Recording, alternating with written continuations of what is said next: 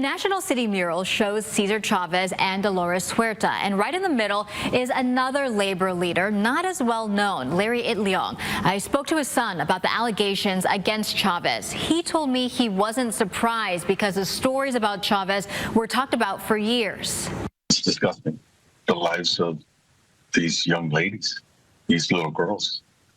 And I too have a daughter, and I would not wish that on anyone. Johnny Itliong worked with his father in the fields as a child. Larry Itliong was a Filipino-American labor organizer who played a central role in the founding of the United Farm Workers Union. The whole time I've been trying to correct the history of the farm labor movement of the UFW. I've been told my whole life to not really push that agenda of exposing that part of Cesar's wrongdoings, and to stick to the history part. Johnny said his father is often overlooked in our history books and that Chavez took credit for a lot of the work his dad did. Itliong was key in the Delano grape strike and brought in the Mexican farm workers to join forces. Johnny said his father was much older than Chavez and that Chavez would send his father away when the news cameras would come. He said it's time that Chavez got exposed. What is the message that you want people to know about your dad? He sacrificed so much for so many people, even time with me, time with my, with his family, and he made a difference. He changed the United States for us. Johnny hopes these latest developments will bring recognition to others, like his father, who contributed to the fight for farm workers' rights. I reached out to the Cesar Chavez Foundation and the UFW. I will let you know if I hear back. Back in November of 2022, a mural featuring Chavez was unveiled at the San Ysidro Health Center.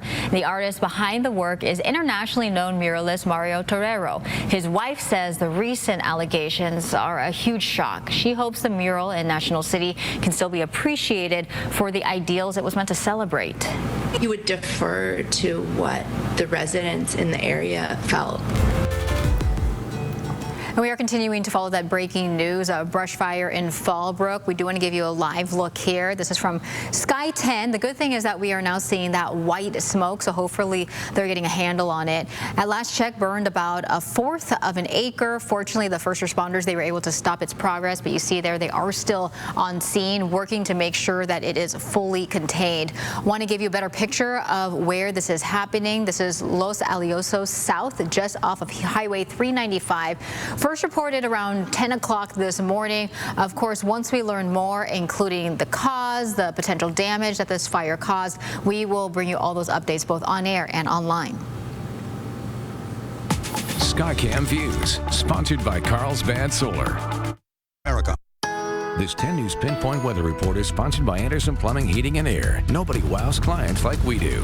And you are probably already feeling the heat, San Diego. It's another hot day to end our work week and to begin spring. I know it feels like summer, but it's the hottest day of the week this week. We're expecting to possibly break some more record highs today. But the good news is that by Sunday, things are going to be noticeably cooler, about 5 to 10 degrees cooler. Outside looking beautiful. Temperatures right now 84 degrees in San Diego. Already pretty warm all across our areas, 88 in Ramona, and we're going to get possibly even warmer highs for Del Mar, 78 degrees. Places with the asterisks are where we could be breaking record highs today. Megan will be confirming whether or not we break them, like Alpine, for example, today.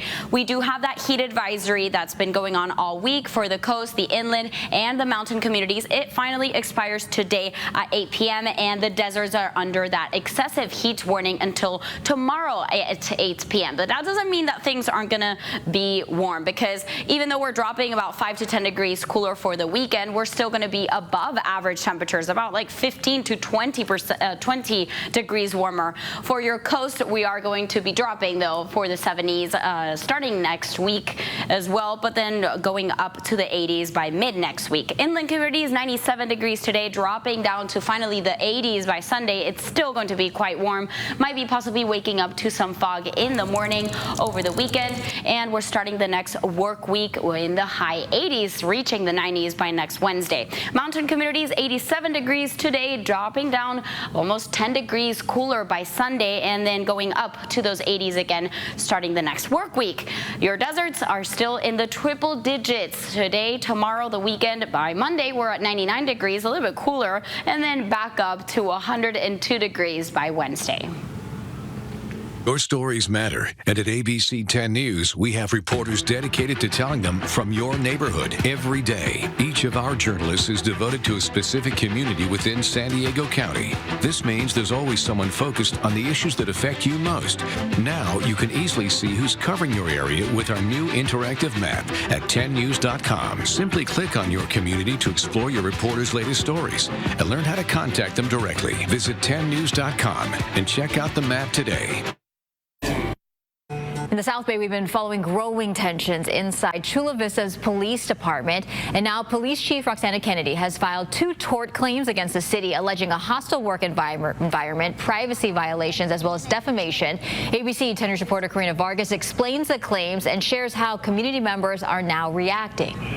Chief Kennedy claims city leaders tried to push her into an early retirement and shared confidential information without her knowledge. Now this case could be going to court. A legal battle is brewing in Chula Vista. Police Chief Roxana Kennedy has filed 2 tort claims, which is a civil action seeking damages after she alleges that city leaders have created what she calls a hostile and retaliatory work environment. I just think that just in the order they did things was really weird. I think that caused a lot of these actions that are action reaction, right? And it's could have been stopped. According to the claims by Kennedy, city leaders made accusations against her in an effort to pressure her into early retirement. Friends and supporters of Kennedy say they're standing by her. I think it's great that she's pursuing the proper legal process for her to pursue this. I hope that justice is done for her. The controversy goes back to a police union holiday party where an officer was dancing without a shirt and Kennedy put a dollar bill into his pocket. But Kennedy says she never touched the officer and says the moment was harmless. They took something that was so innocent and non-consequential and they amplified it into something that didn't merit being pushed out or forced out into retirement. And I believe that that's their agenda, that's their goal. Kennedy also claims city leaders shared confidential information in which she says she faced retaliation, all while she continues to be on medical leave. I wouldn't be surprised if she felt betrayed. I know this is very hurtful for her. This is the city that she served for all these years, and to have them turn their back on her. City leaders sharing a statement saying, quote, the city denies the allegations and will address the complaints in the appropriate venue. They now have 45 days to respond to the claims before Kennedy can officially file a lawsuit. Karina Vargas, ABC 10 News. New this midday, the San Diego Safari Park has announced the death of Eve, the platypus. The park says Eve was being treated for pneumonia. Eve was hatched back in 2004 in Australia before she was brought to the safari park in 2019. Platypuses typically live to 20 years old. Eve was 21. And taking a look at traffic right now, we don't have any major slowing on the 15 northbound, but there is a disabled vehicle in the center divider at Mercy Road and Scripps-Poway Parkway. So if you have to drive down there, just make sure you're aware of that.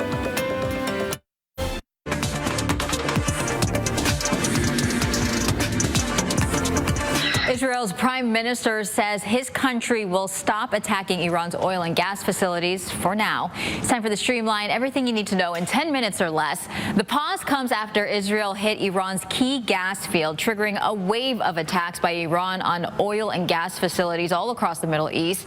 That led to a global energy crisis, with the price for a barrel of oil passing $110. Still, President Trump insists Iran's military is devastated. Well, I misled no one, and I didn't have to convince President Trump about the need to prevent Iran from developing its nuclear program. But yesterday, suspected enemy fire hit a $100 million American stealth fighter jet over Iran. The pilot made a safe emergency landing at a U.S. base. Trump is downplaying concerns about the cost of this war, while the Pentagon requests another $200 billion in funding. And gas prices continue to climb. The national average jumped 3 cents overnight, inching toward $4. It's now $3.91 a gallon. Here in San Diego, the average price for a gallon of regular now sits at $5.73. That's up $1.10 from last month. California lawmakers are renaming Cesar Chavez Day to Farm Workers Day. The name change comes after a New York Times investigation detailed accusations that Chavez sexually abused young girls and women for decades. One of his accusers is Dolores Huerta, his fellow union co-founder. The 95-year-old says Chavez raped her and coerced her into having sex on 2 separate occasions. Huerta said she thought she was the only one. She spoke exclusively with ABC News about the farm workers movement and what has now been made public about Chavez. I think the progress that was made, that we have to acknowledge it and say, yeah, that he was a great leader, but unfortunately, he had an evil side to him. Evil. Yes. 2 other women says that Chavez abused them when they were teenagers. Cesar Chavez Legacy and Education Foundation is now shutting down. Other organizations are pushing to remove landmarks and memorials with any association to Chavez all across the country. That includes Southwestern College. On Thursday morning, crews scraped his name from the campus Student Services Center. Other signs with his name were covered with tape or taken down. Students we spoke with say they support the quick response and hopes this brings a chance to honor others in the United Farm Workers Movement. I think it's a pretty strong response, which I'm honestly in agree with. It's time that we recognize more of the people that came into this movement and actually did a change. The college plans to rename the Student Services Center. The school also canceled Thursday's scholarship breakfast in his name. The 5 students who won scholarships will be celebrated at a later date. Authorities are investigating a terrifying close call between 2 planes over Newark Airport. An Alaska Airlines jet nearly collided with a FedEx cargo plane. Both planes were trying to land on intersecting runways. Flight data shows the planes came within 300 feet of each other. And meanwhile, travelers are facing long security lines, some more than a 2-hour wait. We're seeing pictures like this all over the country. More TSA agents are calling out sick, going unpaid for more than a month due to the partial government shutdown. Democrats say they are no closer to a funding deal as they push for changes to immigration enforcement. Okay, I know it feels like we're saying this every day, but the heat peaks today in San Diego. More record-setting temperatures are on the way, and it is especially dangerous for those experiencing homelessness. The street health team from Father Joe's Villages is handing out water and sunscreen. They're also giving out hats and providing medical care. The team says extreme heat can be life-threatening for people without shelter. They don't have access to regular drinking water. They don't have access to that air conditioning, may not have access to the shade that they need. The team is directing people to cooling zones to escape the sun, like San Diego City libraries as well as rec centers. With spring break right around the corner, families are trying to find ways to keep their kids busy without spending a lot of money. And there are a number of free programs you can sign up for through your public library. When you walk into a library, you choose your own adventure every time you open a book. The libraries are also a place where you can unlock different programs.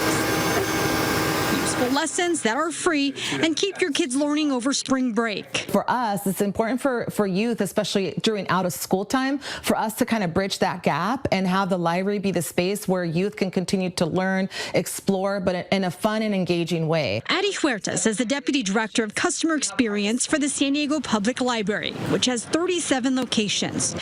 She walks us through their big programs and workshops they are offering. 3D printing machines. Their Spring into STEAM initiative allows kids to explore science mixed in with a little bit of magic. This is tailored for students aged 6 to 12, where kids can create items like lava lamps and kaleidoscopes. Then there's there's their Discover You initiative, which is held in each library's Idea Lab. There are 12 in the city. We have 12 of these spaces throughout our libraries where any age can come in and learn about 3D printing, about sewing, about digital creation, and also really cool things like screen printing, making things. And what a great way to learn when you're experiencing and making things. All you have to do is sign up. It's free and all materials are provided, which can save families a lot. We looked into the pricing for child STEAM workshops in San Diego outside of the library, and they range from $25 to $50 per session. The price is based on the complexity of the project. Addie says there are also opportunities for the entire family.